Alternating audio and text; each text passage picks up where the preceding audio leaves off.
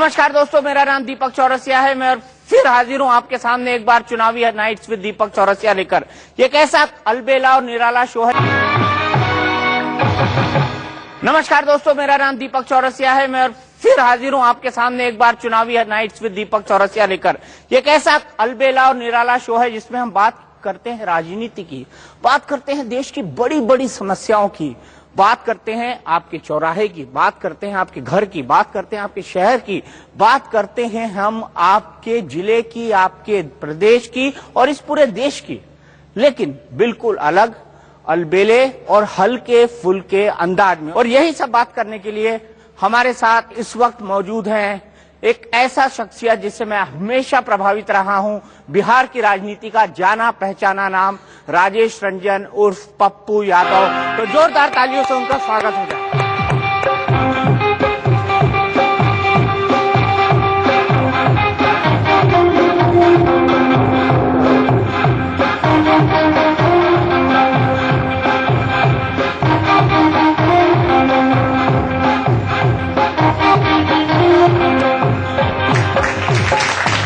पप्पू जी, भले से अब्बास टायर वाला ने गाना लिखा हो पप्पू कान डांस वाला, लेकिन असलियत यह है कि डेमोक्रेसी का जो जमहूरियत है उसका डांस अब शुरू हो गया है और पप्पू यादव उसके माहिर खिलाड़ी है। तो क्या तैयारी है आपकी? सभी दलों के लिए और सभी नेताओं के लिए डांस 5 साल के बाद शुरू होता हो, लेकिन मैं लगातार आम लोगों के लिए इस लोकतंत्र की सबसे बड़ी विडंबना और आम खास तौर पर इस देश के जो राजनेता हैं उसके लिए कि हमेशा खास की इज्जत इस देश के लोगों ने की है, आम की इज्जत नहीं की, आम के लिए जिया नहीं और आम की वकालत नहीं की, सिर्फ आम का इस्तेमाल किया गया। अच्छा पप्पू यादव जी, कुछ पर्सनल लाइफ की बातें हो जाए। आप आखिरकार आंदोलनों से, आखिरकार समाज सेवा से कैसे जुड़े और आप यहाँ से आपको आपकी छवि, आप प्रख्यात भी हुए, आप कुख्यात भी हुए, हिंदी के दोनों शब्दों को आप समझते होंगे। ये डिफरेंस कैसे आया? एक पप्पू यादव समाज सेवी जिसकी छवि रॉबिन हुड की और दूसरी तरफ उसे बताया जाए कि एक माफिया डॉन है। अब देखिए, रॉबिन हुड और माफिया डॉन ये दोनों चीज तय कौन करते हैं ये तो आप देखिएगा, लेकिन मैंने पहले भी कहा और हमारी किताब भी, मैंने उसको काफी हमारे मंच पर दुनिया के वर्ल्ड के नहीं दिग्विजय सिंह जी नहीं, दिग्विजय सिंह जी हमारे लिए पिता की तरह हैं, मुलायम सिंह जी या रामविलास जी या जगदीश टैटलर जी या अनूप जलोटा जी और देश के बहुत बड़े बड़े सभी लोग आए। सबसे बड़ी चीज नामवर सिंह साहब आए और उन्होंने जो बातें कही पप्पू यादव के बारे में उसको भी कभी कभी देखा कीजिए। नामवर सिंह जो कम्युनिस्ट और दुनिया के सबसे बड़े क्रिटिक वर्ल्ड के, वह मेरे मन से पप्पू यादव के बारे में जो बातें कही हैं उसको भी जरूर ले लीजिए। एक लड़का जो आनंदपल्ली स्कूल में, आनंद मार्ग स्कूल में पढ़ता हो, पुनः आनंदपुर के बांका में पढ़ता हो, फिर इस हिंदुस्तान में जो सबसे अच्छी स्कूल हुआ करती थी उस वक्त शहर में जिला स्कूल, उसके हम टॉपर हुआ करते थे, एक बेस्ट स्कॉलर थे हम, और फिर वहां से अमेरिका जाने की मेरी वीसा बनी और अमेरिका की तैयारी हो गई। दीदी बुआ मेरी डॉक्टर है, फूफा भी डॉक्टर है अमेरिका में, और वहां जा रहे थे और फिर एक सामाजिक सरकमस्टांसेस पैदा हुआ पूर्णिया में और एक घटना ने कंप्लीट परिदृश्य को चेंज कर दिया। जिला स्कूल का एक 9th का टॉपर लड़का और एक सामाजिक समरसता और सामाजिक न्याय की लड़ाई में कहां से कहां एक राह को धर लेना और फिर वो राह पर चले जाना। और लगातार एक दिन की बात दीपक जी नहीं है, आप शुरू से आप याद करिए, अंग्रेजों ने भगत सिंह को क्या कहा, महात्मा गांधी जी को क्या कहा, और आज नाथूराम गोडसे को लोग क्या कहते हैं। इसी देश में महात्मा गांधी को मानने वाले लोग भी हैं, सुभाष को मानने वाले लोग भी हैं और नाथूराम गोडसे को भी मानने वाले लोग हैं। मेरा कहना यह है कि बुद्ध को इस देश के लोगों ने नहीं भगा दिया, कबीर को इन देश के लोगों ने माना, नानक को खुद के नानक के लोगों ने, वीर ने समाप्त करने की कोशिश नहीं की। जब जेसस क्राइस्ट को लोगों ने सूली पर लटका नहीं दिया, क्या कोई आम लोग थे क्या? इस देश तो के, क्या पप्पू यादव इस देश के कंपैरिजन कर रहा है? इस देश, सीधा सवाल, क्या पप्पू यादव इनसे अपना कंपैरिजन कर रहा है? कंप्लीट रूप से इस देश में जब कोई राइवल बना है, विद्रोही बना है, सिस्टम के खिलाफ, व्यवस्था के खिलाफ, हर उन चीजों के खिलाफ जो समाज के लिए जीता है, समाज के लिए चलता है। फूलन देवी का बलात्कार हुआ, बहुत अच्छा, फूलन देवी थाने गई तब बलात्कार हुआ, बहुत अच्छा। फूलन देवी जंगल गई अपनों के पास, बलात्कार हुआ, बहुत अच्छा। और वो फूलन देवी एक अबला होकर के अपना बदला ले लिया। सेल्फ समेट आप जा रहे हो कहीं, आपकी पत्नी को कोई छेड़ रहा है, आपने आपकी बेटी को कोई छेड़ रहा है, पकड़ लिया और आपके सामने कोई बलात्कार करना चाहा तो आप क्या करोगे? और वही फूलन देवी झांसी की रानी के वक्त यदि तलवार उठा लेती, आम लोगों का बलात्कार अंग्रेजों के समय होता था, तब तलवार बंदूक उठाई झांसी की रानी, तब उसे कोई डकैत नहीं कहा स्वतंत्रता सेनानी है। और तो खुद के पप्पू यादव अपने पर लगे इल्जामों की ये सफाई दे रहा है। मैं किसी पर लगे इल्जामों की सफाई नहीं दे रहा हूं, इसीलिए नहीं दे रहा हूं कि मेरा इन चीजों से कभी मतलब रहा ही नहीं, ना तो किसी, मैं वही बातें तो मैं कह रहा हूं ना भैया, मुझ पर एक 302 लगा, 120 भी लगाया गया मुझ पर राजनीतिक तहत, उसके अलावा एक 302 का एक मुकदमा पप्पू यादव पर नहीं, 120 भी लगाया पॉलिटिकल तहत से, और मैं हाईकोर्ट से बरी हुआ। उसके अलावा कोई केस है तो बता दीजिए ना। उसके अलावा कॉलेज का लगातार किस कॉलेज के प्रेसिडेंट जब बने तब, स्टूडेंट लाइफ का केसेस, आंदोलन का केसेस, पटना का केसेस, रेलवे लाइन का केसेस, पटरी उखाड़ने का केसेस, संघर्ष करने का केसेस, जितने केसेस है आप जोड़ करके देख लीजिए। बात है जी, ये सब अच्छी बातें हैं भैया। किस पर महात्मा गांधी ने भी पटरियां उखाड़ी थी क्या? हाँ, क्या केसेस नहीं लगे क्या? सुभाष चंद्र बोस, जॉर्ज फर्नांडिस पर नहीं लगे थे क्या? जॉर्ज फर्नांडिस पर आरोप नहीं लगे क्या? मस्जिद और मंदिर तोड़ने का आरोप से लेकर के अभी तक अडवाणी जी पर सारे आरोप नहीं लगे क्या? कितने केसेस है अडवाणी जी पर, उमा भारती पर, रीता मेहरा पर, कितने केसेस हैं? और किस पर केसेस नहीं है? बाल ठाकरे को आप क्या दुनिया का सबसे बड़ा क्रांतिकारी कहेंगे क्या? उस देश में एक व्यक्ति ने एक सिस्टम को चैलेंज किया, और चैलेंज किस तरीके से किया बाल ठाकरे ने? राज ठाकरे क्या देश का सबसे बड़ा कानून विरोधी आदमी नहीं है क्या? इसी हिंदुस्तान में रह करके पूर्वांचल को चैलेंज के साथ मारता है, कोई कोर्ट चैलेंज नहीं कर पाता है, कोई प्रशासन चैलेंज नहीं कर पाता है, कहता है कि मैं मारूंगा। उसके बारे में आपको बोलने का अधिकार नहीं है क्या? बाल ठाकरे ने दुनिया का सबसे ज्यादा कुकर्म किया, वो दुनिया का सबसे बड़ा आदमी बन गया बाल ठाकरे। कौन सा आदमी बन गया? कौन आदमी है जिसका नाम बता दीजिए आप हमको। Who is the person in India, who is the name? एक व्यक्ति के बारे में, किसी व्यक्ति के बारे में हमको आप बताइएगा ना कि ये इन्होंने इस सिस्टम को चैलेंज नहीं किया या इस सिस्टम पर नहीं गए। क्या हुआ? एक नहीं, मैं एक बात, खराब हैं तो आप भी खराब हो जाएंगे। सब खराब का क्या हुआ था? सन 42 के बाद सन 42 की एक क्रांति हुई। उस क्रांति में क्या कांग्रेस के सभी लोग नहीं थे? उस पर केसेस नहीं हुए क्या? सन 42 के बाद संपूर्ण तो आया स्वराज की कल्पना, स्वराज के लिए भी एक अवधारणा आई, क्या हुआ? और उसके बाद आई संपूर्ण क्रांति की अवधारणा। कौन कहने को तैयार था जयप्रकाश नारायण को दूध के धुले हैं और लोहिया जी को? क्या जयप्रकाश नारायण पर सभी तरह के आरोप नहीं लगे? उग्रवादी नहीं कहा गया जयप्रकाश नारायण को? क्या जयप्रकाश नारायण पर सभी तरह के आरोप नहीं लगे? क्या आडवाणी जी पर सभी तरह के, अटल बिहारी वाजपेयी पर सभी तरह के आरोप नहीं लगे? हत्या की साजिश में शामिल होने का क्या आडवाणी पर किसी पर नहीं लगा? आडवाणी जी पर साजिश में शामिल होने का आरोप नहीं है। 33,000 आदमी यदि इस देश में 92 के मस्जिद टूटने के बाद मरे तो वह 120 बी का हत्या का आरोपी आडवाणी जी और उमा भारती है। लेकिन किसी कोर्ट में मामला चल रहा है भैया? है, चल रहा है, किसी भी कोर्ट जी चल रहा है। लखनऊ में मामले चल रहे हैं, किसी में आडवाणी जी पर मामले चल रहे हैं, पे नहीं चल रहा है सर। उन पर बाबरी मस्जिद को ढहाए जाने की आपराधिक साजिश रचने का मुकदमा चल रहा है। अच्छा, और बस वही मुकदमा है, दंगों से जुड़ा हुआ या जनहानि दंगों से जुड़ा हुआ है ना? कोई मुकदमा उन पर नहीं है। अच्छा ठीक है, दंगा करवाने वाला व्यक्ति दूध के धुए, जातीय दंगा करवाने वाला दूध के धुले। जॉर्ज फर्नांडिस आप भी जातीय संघर्ष करवाते हैं? कहाँ? बता दीजिएगा ना, आप बता दीजिए, बता दीजिए। ठीक है, जातीय संघर्ष का आरोप हमको बता दीजिए। किसी व्यक्ति को, व्यक्ति टू नेक किसी व्यक्ति के साथ राजनीतिक लड़ाई होना, उसको जातीय संघर्ष आप नहीं कर सकते हैं।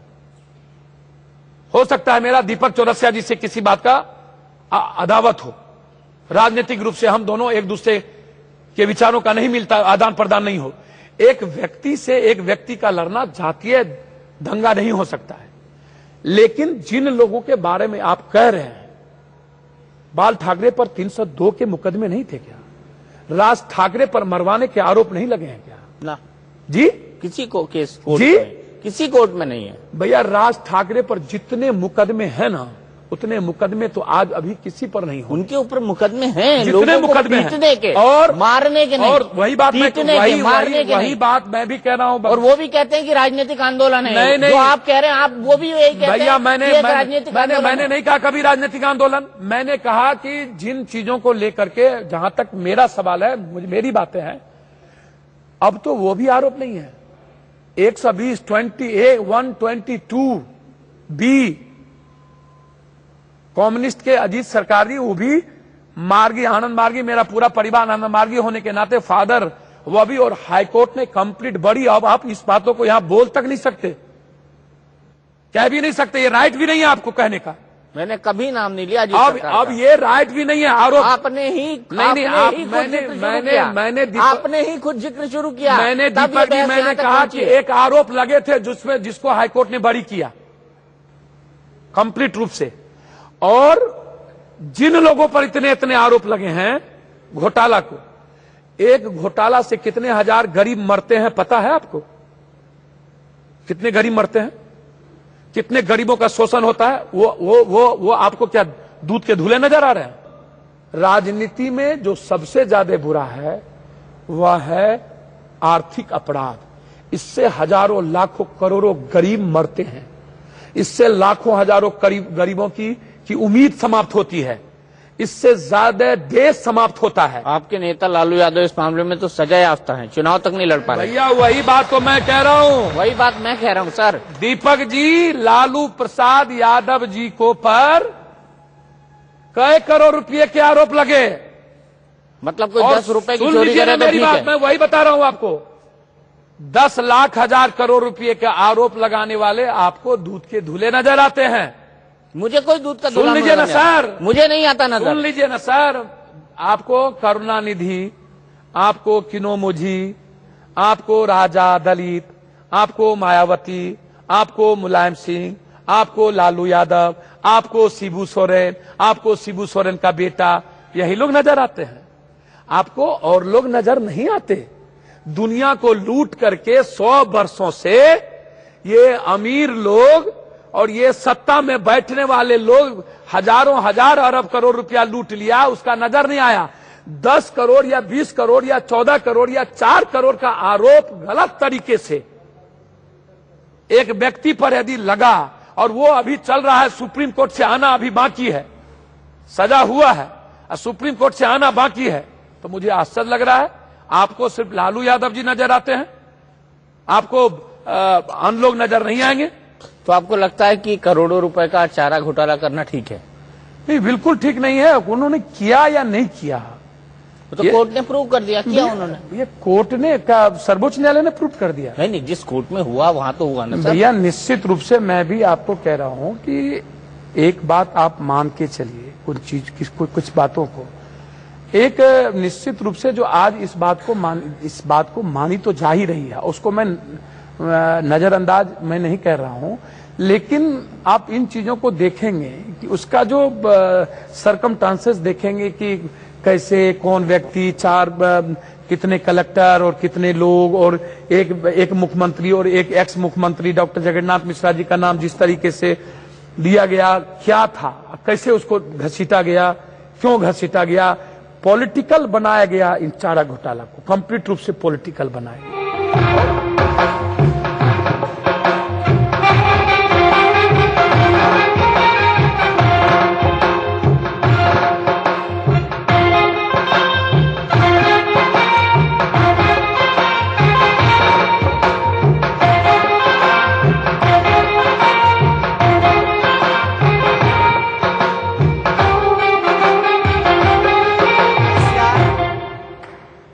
मेरे डांस पे ये गाना कोई मतलब नहीं है, ऐसी पप्पू भैया का राजनीति से कोई मतलब नहीं है। प्रणाम भैया, गोड़ लगाता नहीं। नमस्कार नमस्कार। आप इतना चिल्ला चिल्ला के बोल रहे हो, बाहर तक आवाज जा रही है, मोबाइल टावर आपकी आवाज पकड़ रहे हैं। तब क्या करी, वही मेरी कुछ दिक्कतें हैं। बोला क्या दिक्कत बा? आप तो आप चुप बैठे हो, रोज तो बहुत बोलते हो, आज नहीं बोल पा रहे हो। आज भी बोलूंगा, हाँ तो वही देख रहा हूँ ना। शुरू कर, आज भी बोलूंगा। कैसे भैया? सब ठीक बा ना? और तुम लोग कैसे भाई? ठीक हूँ भैया। वो ऐसा मामला है कि थोड़ा हमारा मामला सेटिंग का चल रहा है उधर ना।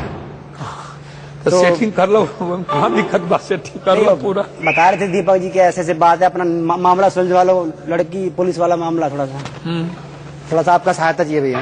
तो भैया कहाँ सहायता के कोनो दिक्कत बा। लड़की यदि निश्चित रूप से यदि उम्र लड़की के हो गल होई, हाँ। तो हम जरूर तारा से हम कहब कि जरूर हम तब कोई तंग करियन तो यह हमारा पास, तो हम जरूर मदद कर दे। लड़की यदि निश्चित रूप से यदि उम्र लड़की के हो गल होई, हाँ। तो हम जरूर तारा से हम कहब कि जरूर हम तब कोई तंग करियन तो यह हमारा पास, तो हम जरूर मदद कर दे। लड़की यदि छोट हो या तब कहब तू मामला सुलझा दे, तो हम थोड़े तब मामला हम सुलझा। छोटी नहीं है लड़की, लड़की तो 4-5 साल बड़ी है। तारा से ना बढ़ा, तार कितना उम्र? नहीं, मैं डर इसलिए नहीं रहा हूँ कि लड़की नहीं पढ़ रही है। हाँ तो उसके चक्कर में उसका भाई पढ़ गया, उससे थोड़ा डर लग रहा है। लड़की ना पढ़ रहा, भाई पढ़ रहा, तो 377 वाला मामला। तब भाई तब एकर मतलब बा कि तू तारा में कोनो बीमारी बा, पहले तू इलाज पहले करा। मैं बैठ जा भैया, पूछ ला दीपक जी से। चुनाव का माहौल चल रहा, बैठना नहीं चाहिए। फटाफट 2 सवाल पूछो और रफा दफा हो। ये कह रहा हूँ भैया कि आपके पास ना बाती है ना तेल है, फिर भी लालटेन झमाझम चल रही है, उसका कारण क्या है? नहीं, मेरे पास तेल भी है, बाती भी है, और लालटेन जलाने के लिए हमारे पास बहुत सुंदर तरीके भी आते हैं, और हम लालटेन को जलाते भी हैं और जलेगा भी। लालटेन बहुत मजबूती के साथ जलेगा। जिन लोगों ने लालटेन की रोशनी में आकर के खूबसूरत तरीके से सब कुछ लिया, उसके प्रकाश से प्रकाशित हुए, और लालटेन के तेल को खत्म होते देख पुनः दूसरे जगह जाके प्रकाशित होने की बात किया, तो उनको नहीं लगा कि लालटेन का तेल जब खत्म होता है तो फिर लालटेन के उस पेंदी में तेल डाला भी जाता है। वो समझ नहीं सके, वो बुर्बक हैं जो लोग चले गए, वो अज्ञानी है वो लोग। अच्छा भैया, आमिर खान का फोन आ रहा था बार बार, कह रहा धूम 4 बना रहा, भैया को टिकट दे देना। वो वैसे तो खरीदेंगे नहीं और लोगों को मना कर रहे हैं। धूम 4 आ रही है आमिर खान की, तो वो कह रहा था कि भैया को टिकट दे देना जाके तुम, वो वैसे तो खरीदने देंगे नहीं किसी को। नहीं, आमिर खान जी से का हम बहुत सम्मान करते हैं, इसलिए कि सत्यमेव जयते का पूरा एपिसोड आमिर खान का हम जानते हैं, देखते हैं, और मुझे अच्छा लगता है। लेकिन आमिर खान जी अच्छे लगते हैं, जरूरी नहीं है कि आमिर खान जी का पिक्चर भी अच्छे लगे हमें, ताकि हम आपको आप जैसा कहिए वैसा आपके साथ हम करते रहे। भैया आज लोग ताली बजा रहे हैं, कुछ सब कुछ वैसे ही बजा रहे हैं, कोई खड़ा हुआ है आसपास आपके, बजवाई जा रही हैं, वैसे ही बजा रहे हो? ठीक है, खुशी में बजा रहे हैं। अब चलो तुम्हारा काम खत्म, हमको अपना असली काम शुरू करने दो, ठीक है? आप भगा देते हो, इसने मूड बना। 3 दशक से मैं जानता हूं कि आप एक बहुत जाने माने स्थापित नेता हैं। बीच में जो हुआ उसके बारे में भी मैं बात करूंगा। आप अपने आप को भी कहीं जिम्मेदार पाते हैं अगर ऐसा नहीं हो पाया? मैंने कहा सिस्टम का मतलब है कि जो देश चलाता है 56 साल, 9 साल, फिर 15 साल कोई और मुख्यमंत्री, 10 साल कहीं और मुख्यमंत्री, एक जगह से लेकर के 18 जगह नक्सलिज्म यदि, और सबसे ज्यादा यदि छत्तीसगढ़ में नक्सलिज्म है आज के डेट में, और उड़ीसा की स्थिति बहुत बदतर है, और हवाई चप्पल पहन लेने वाली ममता बनर्जी और मां के घर में सोने वाली बहस उठ जाता है। लेकिन बंगाल की क्या स्थिति है यह बहस नहीं है। बिल गेट्स आते हैं और अमेरिका के राष्ट्रपति तमिलनाडु तो जाते हैं, आंध्रा तो जाते हैं, लेकिन वहीं पर भू कर्ज से लोग मरते हैं, इस पर बहस नहीं है। आप भाषण बहुत अच्छा दे रहे हैं पप्पू यादव जी, लेकिन मुझे ये बताइए, आप आते हैं मधेपुरा से, मधेपुरा का कितना विकास हुआ? कई बार आप सरकार में रहे, कई बार आप सरकार के बाहर रहे। आप आते हैं पूर्णिया से, वहां का कितना विकास हुआ? सुपौल से आपकी पत्नी चुनाव लड़ रही हैं, अररिया ले लीजिए, बेगूसराय ले लीजिए, वहां की जो फैक्ट्री है वो सालों से बंद पड़ी है। क्या किया हमने बिहार का, क्या किया पप्पू यादव ने अपने इलाके का? पहले हम उसकी तो बात कर लें, उसके बाद हम बिल गेट्स तक चले जाएंगे। बिल गेट्स तक भी जाएंगे। हाँ, उसी की बात कर लेते हैं। 4 बार हम इंडिपेंडेंट एमपी थे, हमारा ना कोई दल था ना मेरा कोई सरकार थी। हम जब इंडिपेंडेंट एमपी थे, अभी नरेंद्र मोदी जी ने मेरे पूर्णिया में जाके कहा बिजली नहीं है तो मोबाइल चार्ज कहां से होगा। मेरे पूर्णिया में जब तक हम 3 बार एमपी रहे, वहां से 1 बार रहे मधेपुरा से, 3 बार थे, तो 24 घंटे में 22 घंटा आप किसी से पूछ लीजिए कि मेरे यहाँ बिजली रहती थी कि नहीं। वो तो इसलिए रहती थी क्योंकि आप तमंचा रख के आ जाते थे इंजीनियर के सर पे। यही दिक्कत है ना, यही दिक्कत है कि भैया किसने मना, किसने कहा कि आप तमंचा रख करके बिजली नहीं दे दीजिए? यदि आपको यही चीजें आता है यदि हमारी बात इन्हीं चीजों से आपको लगती है कि यदि मैं 22 घंटा बिजली पूर्णिया शहर और पूर्णिया के गांव को 17 घंटा हम दे रहे थे, तो सवाल लोगों को 22 घंटा बिजली की है, सवाल स्टूडेंट को बिजली की है। अब आप उसको जोड़ते रहिए, कभी ताकत से, कभी बाहुबल से, कभी किसी चीजों से, वो आपका प्रोस्पेक्ट है, आपका साइड है। हम जब एमपी रहे तो जो आम लोगों की जरूरत, भ्रष्टाचार के बारे में मेरे समय में आप पता कर लीजिए, एक अफसर का एक आम आदमी के साथ खड़े होकर के सम्मान देना, उनकी बात सुनना, जो जरूरत की चीजें हैं, कॉमन चीजों से लोगों को हमने प्रभावित नहीं हो, इसके लिए हमने भरसक प्रयास किया। दशरथ मांझी को 3 मिनट के लिए कुर्सी पर नीतीश कुमार जी ने बैठाया, लेकिन कैंसर की बीमारी के इलाज की बारी आई तो पूरा देश नहीं गया। अभी आमिर खान गए थे, उनके घर पर नहीं गए। मरने के बाद नीतीश कुमार जी ने उनको अतिथि सम्मान के साथ, राजकीय सम्मान के साथ उनके लाश को जलाया गया। लेकिन अभी टीवी पर दिखा रहा था, आपकी ही टीवी पर एक दिन दिखा रहा था, हम और मैडम चुनाव बैठ करके देख रहे थे कि उनके बच्चे और उनका बेटा और पुतोह दोनों अपाहिज, पैर से भी और हाथ से भी, मिड डे मील का भोजन किसी तरह चला करके खाना का जीविका परवरिश कर रहा था। हम लोग वहां गए, उसके गांव में जब गए तो जंगल की घास की सब्जी बना के खा रहा था। अब भी मैंने 2 लाख रुपया उनको दे करके एक दुकान खुलवाया, और जब तक वो दोनों बच्चे रहेंगे आजीवन हम लोगों ने मैडम के अकाउंट से, आजीवन इस महीना मैडम के अकाउंट से चला गया 10,000 रुपया, हम उसको हर माह देंगे। कोई ऐसी घटना, अभी फौज में मारा गया एक यही तो आरोप आप पे लगता है कि आप धनबल और बाहुबल की राजनीति करते हैं। भैया वही बात तो मैं कह रहा हूं कि हमको बताइएगा ना, किसी को मदद करना धनबल, किसी से छीनते हैं, किसी को देते हैं, किसी से किसी को देना धनबल, आप हमको बताइएगा ना। ऐसे सिर्फ किसी के बारे में बोल देना। भैया मेरे बारे में आपको पता होना चाहिए, मेरे दादा को 9,000 बीघा जमीन थी। मुझे पता है, सब कुछ नहीं पता है ना? मुझे पता है। तो छीना किससे तब? 9,000 बीघा जमीन कांग्रेस के समय मेरे छरदादा को था, और जब हम खुर्दा गए अपने गांव में, हमारे दादा को 2200 बीघा का हिस्सा पड़ा। हमने सारी संपत्ति बेच के दुनिया के लिए लगाई और हमने छीन भी लिया। बारे बा एक कहीं होगा ना, कहीं कोई किसी ने कहा होगा ना, कोई व्यक्ति, कोई चीजें कभी आई, कभी इस तरह की चीजें आई मेरे जीवन में। इंडिपेंडेंट एमपी में तो कह रहा हूं कि आप सभी पार्टी को तो मैं कहा हूं, भैया गठबंधन के लिए क्यों चिल्लाते हैं? 38 साल लगातार मिनिस्टर रहे रामविलास पासवान जी, अकेले लड़ने की हिम्मत क्यों नहीं होती है उन्हें? आपके साथ 15 साल चीफ मिनिस्टर है डॉक्टर जगन्नाथ मिश्रा जी, मेरे परिवार से रिलेटेड है, अपने शहर से चुनाव नहीं लड़ सके, नहीं लड़े आज तक। उसी जगह बीपी मंडल, ललित नारायण मिश्रा, लालू यादव जी, शरद यादव सब चुनाव लड़े, 1 लाख के नीचे चुनाव जीते। हम 2,87,000 से चुनाव हमको लोगों ने जिताया उसी मधेपुरा के धरती पर। हमने कब कहा कि गठबंधन की जरूरत है पप्पू यादव को? हमने कब कहा कि किसी दल की जरूरत है? हमने तो कहा कि इन नेताओं को यदि जात ना मिले तो मुखिया में चुनाव न लड़े, न जीत सके। जात के नाम पर राजनीति करते हैं ये लोग। तो फिर आपने आरजेडी का टिकट क्यों लिया? गजब बात आप कर रहे हैं। आरजेडी का टिकट नहीं लिया, मैंने कांग्रेस से कहा कि मुझे या तो आप टिकट पूर्णिया से दीजिए या समर्थित उम्मीदवार, मेरी मां चुनाव लड़ी थी, 1,78,000 वोट लाया था, मैं पूर्णिया से चुनाव लड़ना चाह रहा था। मैडम रंजीत रंजन जी को कांग्रेस ने टिकट दे दी। टिकट देने के बाद मैंने कांग्रेस से आग्रह किया कि आप हमको इंडिपेंडेंट चुनाव लड़ने दें या तो समर्थित कर दें। वहां पर उन्होंने अमरनाथ तिवारी जी को दे दिया। अब मेरे लिए आप सवाल उठता है कि क्या रंजीत रंजन जी कांग्रेस में रहे और मैं जाकर के इंडिपेंडेंट चुनाव लड़ूं? मैं क्या करता उस वक्त? उसके बाद मेरे लिए स्थिति क्या थी? अररिया में गठबंधन में चली गई, मधेपुरा बचा। तो मुझे लगा निश्चित रूप से आज जब समाज भी चाहता है और ये समय की पुकार भी है और एक तरफ सांप्रदायिक ताकत को रोकना भी है, और मुझे मधेपुरा से इंडिपेंडेंट चुनाव लड़ना, इसका मतलब है कि यदि इंडिपेंडेंट मधेपुरा से चुनाव वहां मैं लड़ नहीं सकता था, गठबंधन में मैडम और वहां चली गई, मेरे लिए कितनी बड़ी दुविधा और द्वंद है। और पूर्णिया को छोड़ना मेरे लिए क्या स्थिति है वो मैं और परमात्मा जानता हूं कि पूर्णिया को मैं किस हाल में छोड़ा हूं।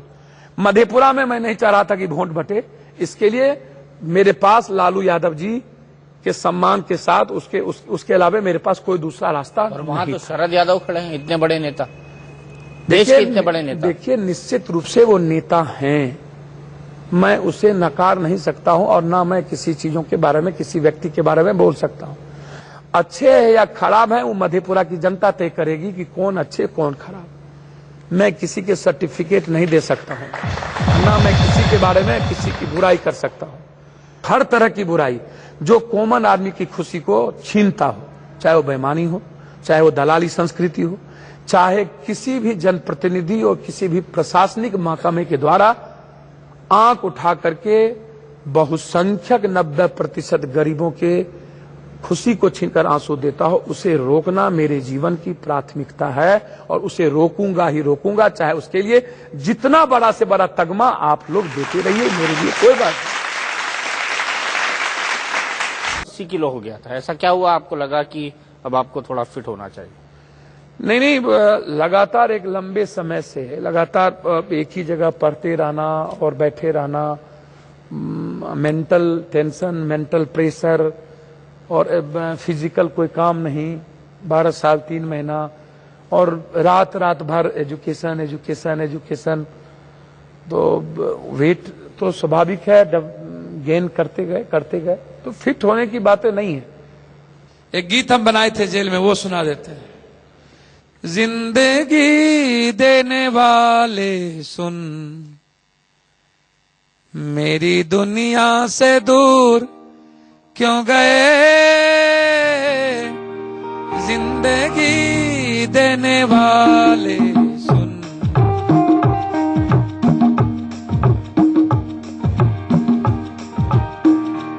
क्या खता थी जो मेरी खुशी छीन ली,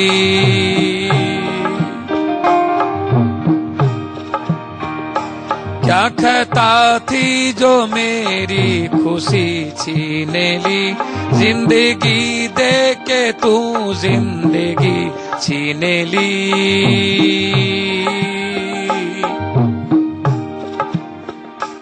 आंख बीमार है, दिल परेशान है, आंख बीमार है, दिल परेशान है, आंख बीमार है, दिल परेशान है, जीते जी मैं यहाँ मर गया। एक सवाल दर्शक आपसे पूछना चाहते हैं, जी माइक दीजिए। जी पप्पू जी, आप घोटाला की बात करते हैं, पहले आप कांग्रेस पार्टी में थे और आज भी पत्नी आपकी कांग्रेस पार्टी से टिकट लड़ रही है, और जिस पार्टी में आप हैं उसमें भी चारा घोटाला की बात दीपक जी कर चुके हैं, तो आपके कथनी और करनी में तो बहुत फर्क है।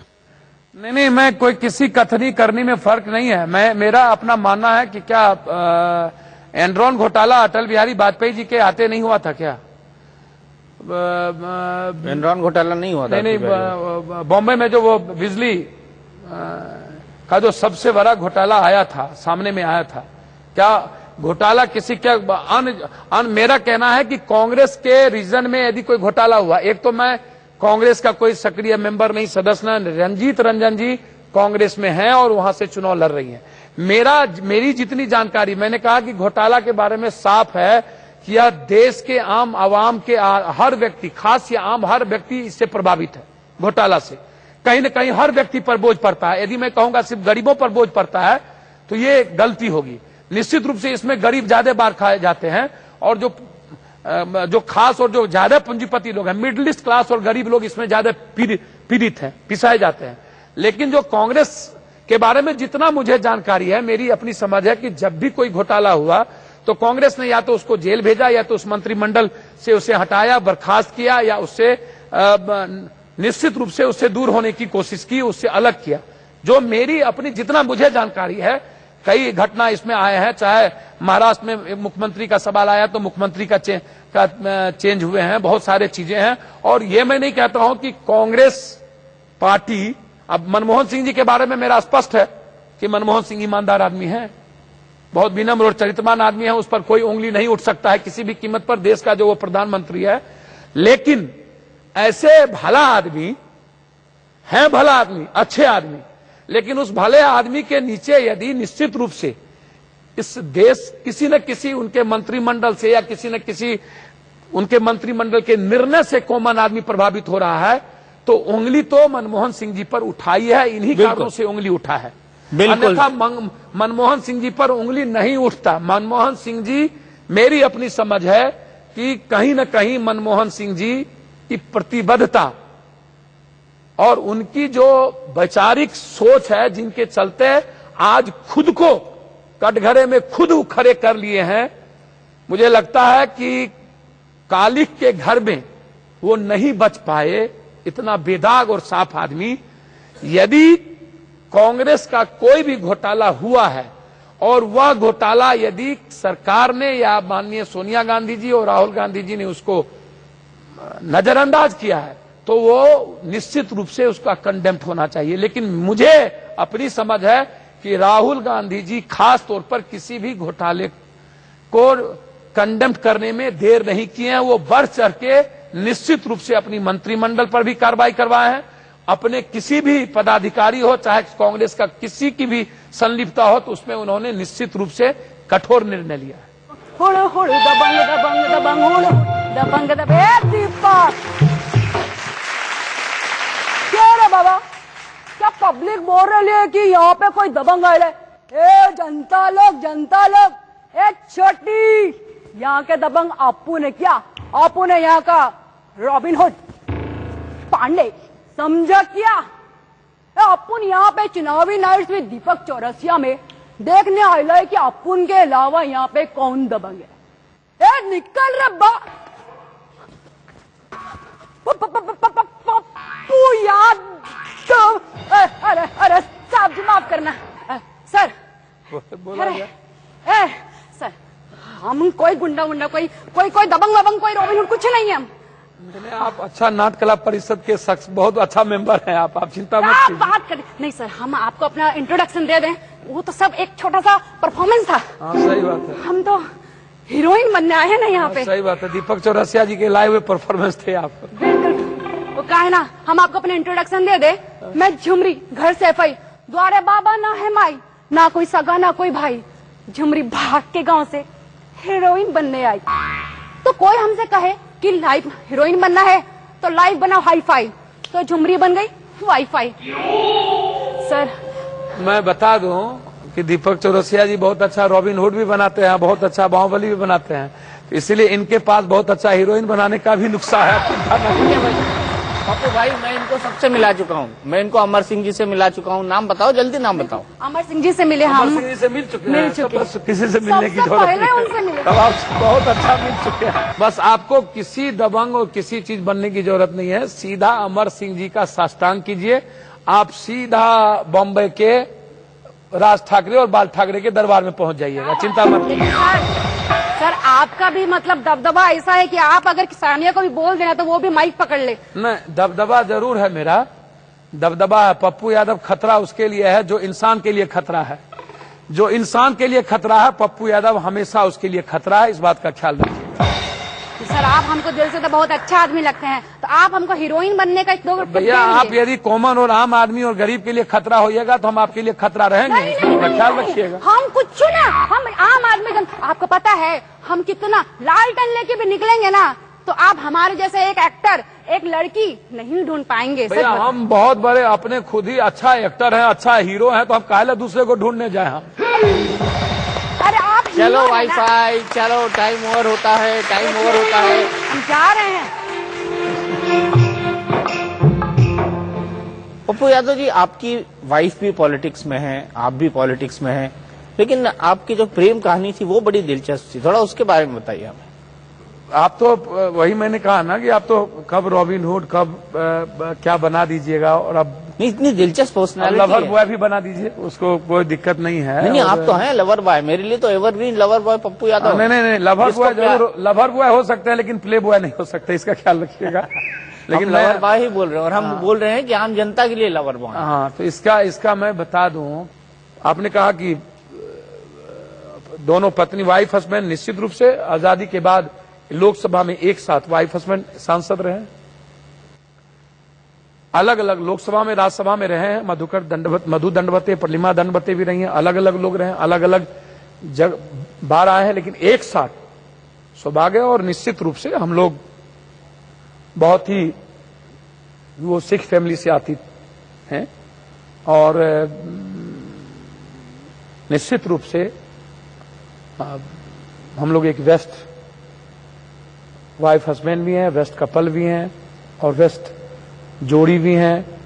वैचारिक रूप से भी हम लोग की दोनों हम लोग साधक हैं, वो भी साधक, उनके पिताजी भी गुरुद्वारे में हेड ग्रंथी थे, पहले सेना में थे, फिर गुरुद्वारे के हेड ग्रंथी बने। मेरे फादर भी आनंद मार्ग के ऑल इंडिया सेक्रेटरी रहे हैं, अंगिका समाज के सेक्रेटरी रहे हैं, प्रोटेस्ट में वाइस प्रेसिडेंट रहे हैं, आनंद मार्ग के बहुत ऊंचे पदों पर रहे हैं, बेस्ट साधक हैं। मेरे दादा कोर्ट की जुड़ी हुआ करते थे, शिव के बहुत बड़े साधक हमारे दादा थे। आजादी के बाद से लेकर के आज तक हमारे दादा मुखिया रहे, मेरे दादा के बाद मेरा भाई पिताजी मुखिया रहे, मेरे भाई मुखिया रहा। आज तक मेरे पंचायतों में दूसरे आदमी नहीं रहे, इस बार कोई दूसरा एक बार दो अलग अलग मुखिया रहे। तो हम लोग का साधक परिवार है, वहां भी साधक स्पिरिचुअल परिवार है। दोनों आदमी को, उनको भी अवार्ड मिला है बेस्ट स्पीच का, आप भी जानते हैं, बेस्ट पार्लियामेंट्रियन के रूप में। उनके बारे में सोमनाथ चटर्जी भी अपने किताब में लिख चुके हैं, मैडम रंजीत जी के बारे में, प्रणब दा, सोनिया जी, सभी लोगों ने उठ करके बोल चुकी हैं इनके बारे में, इनके स्पीच के बारे में। और बेस्ट, कितने ईमानदार हैं हम दोनों आदमी, ये जग जाहिर है। 5-4 बार हम ओवर रहे, एमपी रही, हम एक बार एमएलए इंडिपेंडेंट रहे। सबको पता है कि बहुत सारे आरोप प्रत्यारोप सब पर लगते रहे, लेकिन एमपी के रूप में पप्पू यादव पर कभी कोई आरोप, सब पर क्वेश्चन लेना, तो कभी पीसी, तो कभी कुछ, कभी कुछ, कभी कुछ, कभी कुछ, कभी ठेकेदारी, सब कहीं ना कहीं किसी का ठेका है, पट्टा है, कभी हम लोग का कोई ठेका पट्टा, सिर्फ प्रोफेशनल राजनीति। हम लोग बेहतरीन परिवार से हैं, एक साधक स्पिरिचुअल परिवार से हैं, और निश्चित रूप से टेनिस की वो इंडिया टॉप प्लेयर थी, टेनिस में इंडिया खेलती थी, इंडिया रिप्रेजेंट करती थी, स्टेट रिप्रेजेंट कर चुकी हैं। और हमारी मुलाकात भी उसी संदर्भ में, उसी दरमियान हुआ था, और हम लोग वहां से ही एक पर्सनल सफर शुरुआत की। 3 साल लगे हमको उस मुकाम पर पहुंचने में, बहुत लंबा समय लगा। न परिवार तैयार था, न उनके सिख कम्युनिटी तैयार थी, बहुत सारे जद्दोजहद हुए, वो आप भी जानते हैं, बहुत सारे सिख लीडर इसमें पड़े। फिर वैचारिक रूप से हम लोग निश्चित रूप से वैचारिक पारिवारिक रूप से बहुत नजदीक आए, और 3 साल के बाद जाके निर्णय हुआ, तब जाकर के 94 में शादी हुई। पंजाब लुधियाना में पढ़ने वाली लड़की, लुधियाना में से एक टेनिस की अपनी जिंदगी शुरुआत करने वाली, इंडिया खेलने वाली एक टेनिस की खिलाड़ी। और वह, यदि पप्पू यादव कहीं से भी उन्हें दबंग लगता, पप्पू यादव कहीं से भी उन्हें थोड़ा भी कॉमन आदमी, आम आदमी से अलग हट के लगता, तो क्या पंजाब की एक सीधी लड़की, इंडिया खेलने वाली लड़की, जिसे ना राजनीतिक मतलब, जिसे ना बिहार के कल्चर से मतलब, ना बिहार की किसी तहजीब संस्कृति से मतलब, ना बिहार को वो जानती थी, तुरंत वो बिहार गई थी, क्योंकि बिहार के ही फ्रेजर रोड गुरुद्वारे में उनके पापा हेड ग्रंथी थे। वहां जाना, वहां गेम्स का में पटना क्लब में जाना, फिर वहां मेरी मुलाकात होना, और वहां से एक सफर शुरुआत होना। 3 साल, 1 साल तो वो हमें जानी नहीं, समझी नहीं, किसी तरह 1 साल के बाद वो समझ पाई, जान पाई। फिर वो 2 साल लगातार ना होते रहना, और फिर नजदीक आना, और फिर हम लोग एक जिंदगी में, एक जिंदगी के सूत्र में बंधे। हम लोगों ने complete love the people, by the people, for the people, have the people, दोनों आदमी का कंप्लीट नेचर, सिर्फ पीपुल। तो हम लोग कंप्लीट एक स्वभाव के रहे हैं, एक स्वभाव के हैं, और हम लोग उसी स्वभाव के तहत काम करते हैं। पॉलिटिकल जो हम लोग का तरीका है, उसमें साफ एजेंडा है कि जो हर भी किसी भी परिस्थिति, अब जेल में रह करके आप हमसे पूछेंगे तो आप इंडिया टुडे पर उठा करके देख लीजिए, रंजीत रंजन और पप्पू यादव कितने किडनी ट्रांसप्लांट करवाए हैं। इस तरीके से दर्जनों दर्जन, जिसका कोई मतलब नहीं, देश के आम लोगों से, दोस्तों से, पत्नी से, जीजाजी से, पत्नी का जेवर बेच करके पूछिए जाकर। अब रंजीत रंजन जी से पूछिए, अपनी जेवर गिरवी रख करके किडनी का ट्रांसप्लांट कराया दूसरों का कि नहीं? अब क्या कहेंगे उसको? वोट से मतलब है, क्या कहेंगे? उत्तराखंड में किसी गांव में जाकर के यदि मैं 18 दिन रह करके किसी का सेवा करता हूं तो क्या वोट से मतलब है? गुजरात का स्पीकर सर्टिफिकेट पप्पू यादव को दिया, तो क्या कहेंगे वोट से मतलब है कि पप्पू यादव यहां आकर के जो सेवा किया वो कोई नहीं किया? सर्टिफिकेट है मेरे पास, स्पीकर ने लिखा तब लिखा, तो क्या वोट से मतलब है? हमको क्या देश का प्रधानमंत्री बनना था? वहां चले गए हम। चलो पप्पू यादव जी, चलते चलते क्या सुनाना चाहेंगे, क्या बताना चाहेंगे? आप कवि भी हैं, आप लेखक भी हैं, आप शायर भी हैं, चलते चलते क्या सुनना पसंद करेंगे? जो आप सुनाना पसंद करें।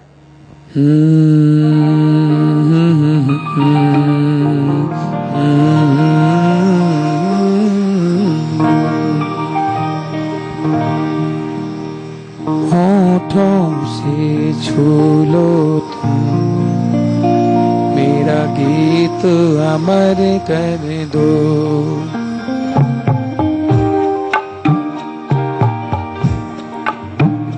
होठों से छू लो तुम, मेरा गीत अमर कर दो।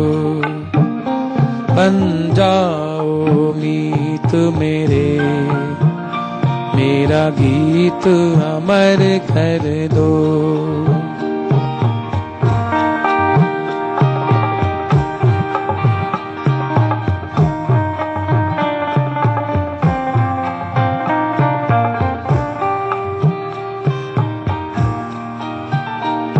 ना उम्र की सीमा हो,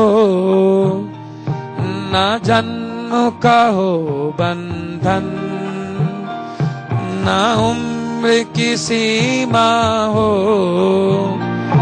ना जन्म का हो बंधन।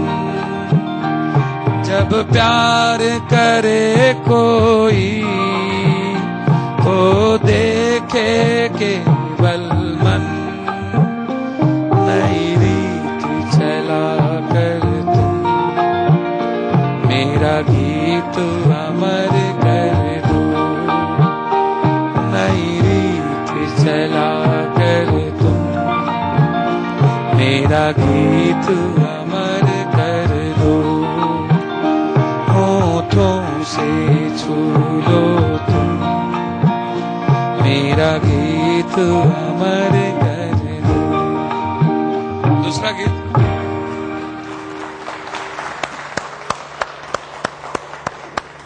और एक गीत ही हमारा, जो हम पहले एमएलए थे वहां सिंहेश्वर स्थान से, वहां मेला जाता है, वहां लोग, वहां एक गीत है। टम टम हमर तूफान सब किए चले चलू, चले चलू रे बहु चले चलू, चले चलू गिदाए चले चलू, चले चलू रे बहु चले चलू, चले चलू गिदाए चले चलू। चलो सिंहेश्वर थान सब किए चले चलू, चलो सिंहेश्वर थान सब किए चले चलू, चलो सिंहेश्वर थान सब किए चले चलू, चले चलू रे बहु चले चलू, चले चलू गिदाए चले चलू, चलो सिंहेश्वर थान सब किए चले चलू। बहुत खूब करो। चुनावी नाइट्स में दीपक चौरसिया में आज इतना ही। हम फिर मिलाएंगे चुनावी नाइट्स में किसी और शख्सियत के साथ। आइए पप्पू जी यहाँ पर आते हैं, ग्रुप फोटोग्राफ होता है वो हो जाए हमारे तमाम साथियों के साथ।